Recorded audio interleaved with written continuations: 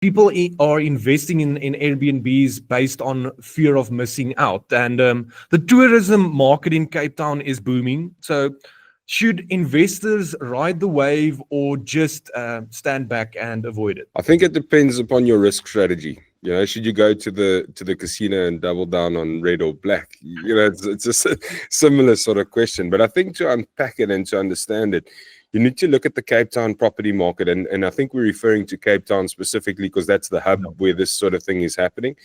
But I think it's important to understand the cycle of this Cape Town market. As recently as 2019, developers were struggling to sell their stock in the city. Many units were converted to long-term rentals due to a weak demand for short-term letting.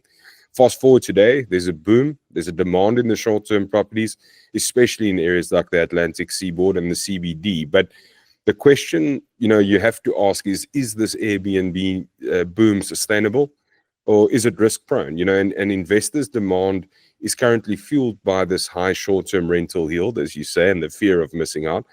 But there's one part missing, and that's the local end user buyer.